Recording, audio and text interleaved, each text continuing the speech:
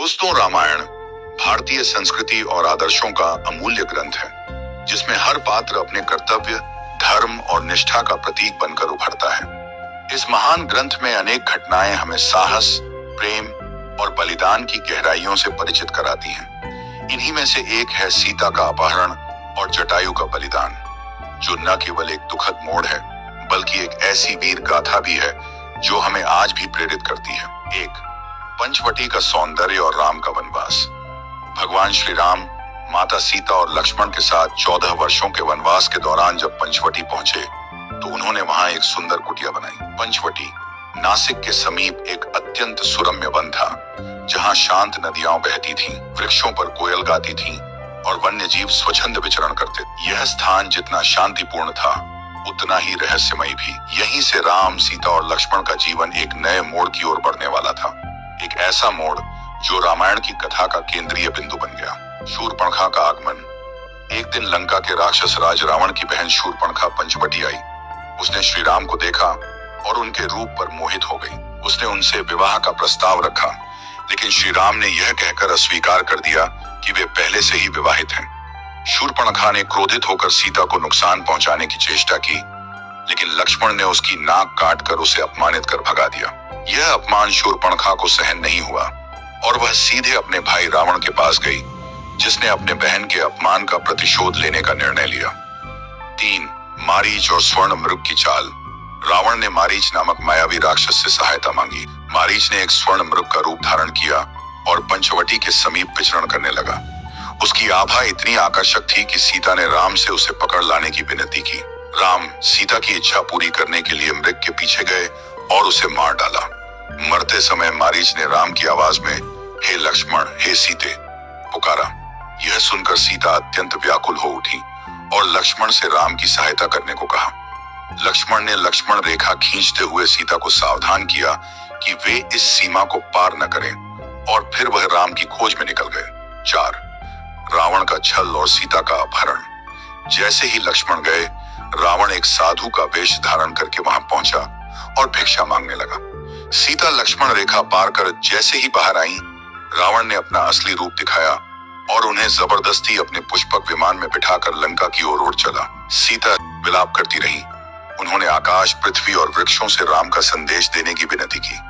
उनके अश्रु और करुण पुकारों ने पूरे जंगल को व्याकुल कर दिया। 5, जटायु का उदय। वृद्ध परंतु वीर पक्षी। जंगल में उड़ते हुए रावण जब सीता को लेकर जा रहा था, तभी वहां एक विशाल पक्षी जटायु ने यह दृश्य देखा। जटायु गरुड़ वंश का एक वृद्ध लेकिन अत्यंत बलवान और धर्मनिष्ठ पक्षी था। वह राजा दशरथ का मित्र भी था। सीता को रोते हुए देखकर जटायु को न केवल दुख हुआ, बल्कि उसके भीतर धर्म और नारी की रक्षा का संकल्प भी जागा। उसने रावण को रोका और कहा, रावण, तू अधर्म के पथ पर चल रहा है। यह स्त्री किसी की पत्नी है, उसकी रक्षा करना मेरा धर्म है। यदि तू नहीं रुका तो मैं तुझे जीवन का मूल्य सिखाऊंगा। रावण ने क्रोधित होकर जटायु पर आक्रमण किया और आकाश में भीषण युद्ध शुरू हुआ। 6ठा आकाशगामी युद्ध, साहस की अंतिम उड़ान। जटायु ने अपनी पूरी शक्ति लगाकर रावण से युद्ध किया।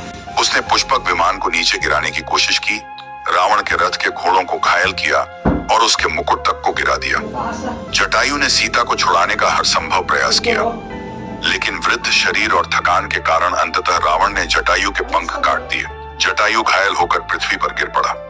रावण सीता को लेकर लंका चला गया, लेकिन जटायु की यह अंतिम उड़ान उसे अमर बना गई। 7, राम और लक्ष्मण की वापसी। जटायु से मिलन। जब राम और लक्ष्मण वापस लौटे और सीता को न पाकर चिंतित हुए, तो वे सीता की खोज में इधर उधर भटकने लगे। तभी उन्हें घायल अवस्था में जटायु मिला। राम ने देखा कि जटायु अंतिम सांसें ले रहा था। जटायु ने राम को बताया कि कैसे रावण सीता का अपहरण करके दक्षिण दिशा की ओर गया है। राम की आंखों में आंसू आ गए। उन्होंने जटायु को गले लगाते हुए कहा, तुमने आज मेरे लिए अपने प्राण दे दिए। तुमने जो धर्म निभाया है वह अमर है।